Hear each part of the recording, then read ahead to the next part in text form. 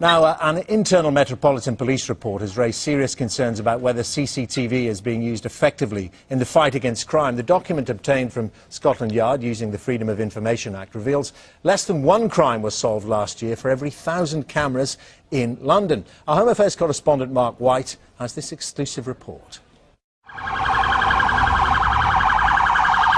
It is the single most heavily funded crime prevention tool. And here in the London borough of Wandsworth, the local authority has firmly embraced CCTV. There are more council-run cameras here than in Glasgow and Birmingham combined. But evidence we've uncovered suggests CCTV's full potential is still far from being realised. Take a walk down most streets here in Wandsworth, indeed in any town and city across the country, and you're likely to be picked up by a multitude of CCTV cameras. Yet many of these systems aren't as effective as you might think, and an official report we've obtained calls for a significant overhaul of the way that CCTV is managed. The Scotland Yard report found that less than one crime was solved using CCTV for every 1,000 cameras in the capital. It notes a significant increase in complaints about officers not having viewed CCTV when it could have helped solve a crime. The report also estimates that 20% more robbery and burglary suspects would be caught if CCTV systems were better managed.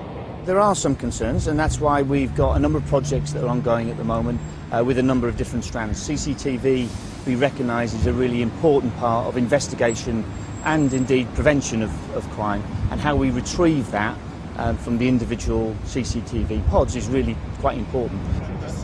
Chris Horton was robbed here in West London recently and his mobile phone taken. Although there are plenty of cameras in the neighbourhood, none were of any use to him. All the cameras around here are high definition zoom, not being laid down to tape or hard drive.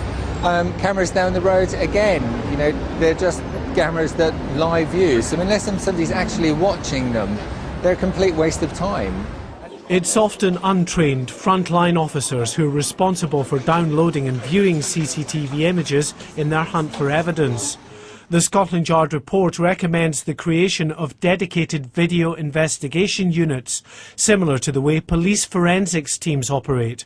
Because the number of cameras are increasing significantly, we have to have more and more capacity in order to recover the pictures, then view the pictures, then try to identify the images off the pictures, and then take that through the court system. And that is a significant effort on behalf of the police service.